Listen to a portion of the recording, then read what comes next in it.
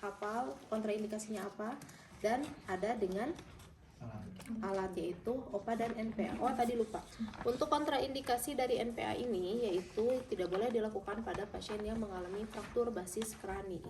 Ciri-cirinya adalah pasiennya itu terjadi rakun ais, kemudian juga ada pengeluaran darah ataupun cairan dari hidung dan telinga. Biasanya pasien juga penurunan kesadaran. Ya. Nah itu tidak boleh diberikan atau dilakukan NPA. Ya.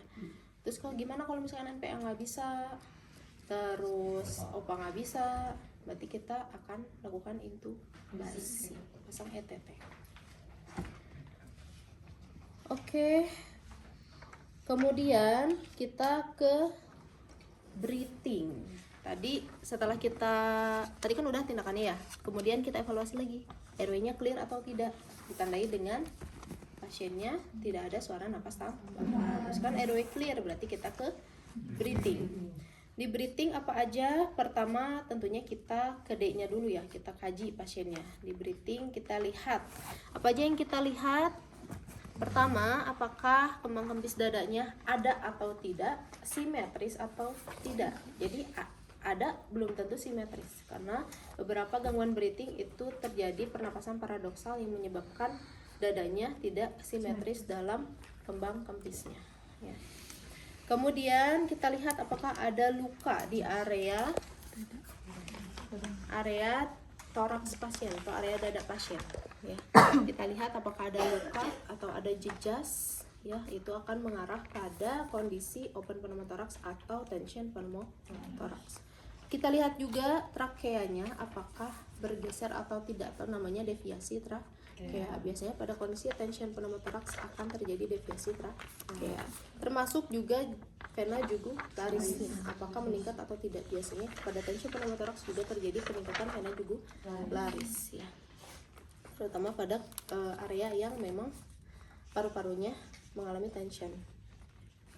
Kemudian kita lihat juga pasiennya apakah ada sianosis atau tidak ya, dan juga pasiennya apakah apne atau tidak. Kalau apne tadi kita lihat dari kembang kempis dadanya ya. Nah itu yang dilihat, jadi banyak yang dilihat biar sekalian. Kemudian kita listen.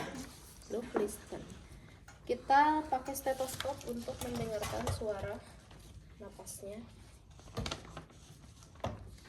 di semua lobus paru. Lobus paru ada berapa? 5 ya. Kita ada 8 di semua lobus paru. Apakah suaranya noson? Tidak ada suara napas atau suara paru ya, harusnya vesikuler. Atau suaranya ada terdengar suara sucking chest wound seperti suara menghisap. Itu biasanya kasusnya open pneumotoraks ya.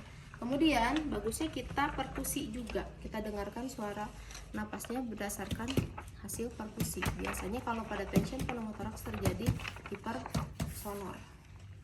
Itu di mana nanti areanya ya. Kemudian kita feel, kita rasakan hembusan nafasnya. Hembusan nafasnya ada atau tidak. Ini akan mengarah pada kondisi apne gitu, pada ventilasinya yang bermasalah. Nah jika pasiennya tadi terdengar suara sucking chest wound, berarti kita indikasikan pasiennya mengalami open pneumotoraks. Maka tindakan pertamanya adalah kasa 3 sisi.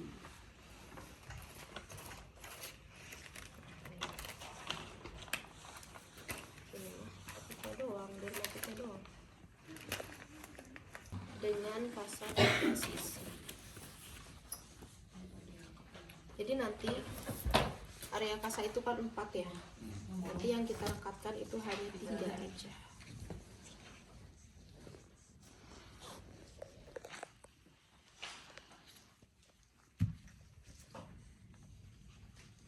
Bagian atasnya memang seharusnya dia kedap udara.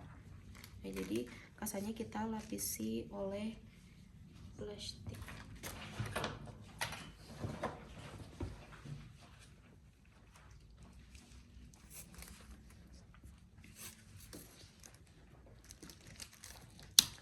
perasaan ada yang udah dapat bikin deh.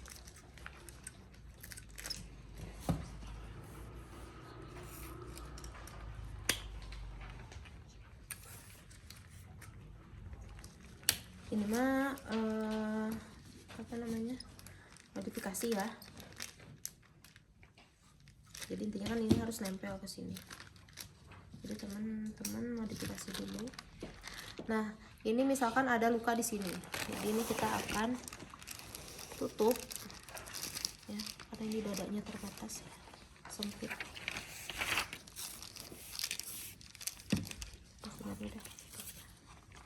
Ini kita tutup.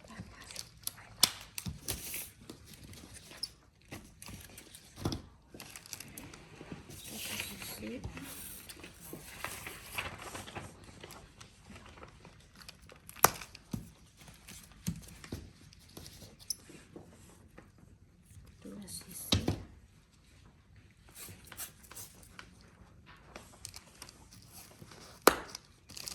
Tiga sisi.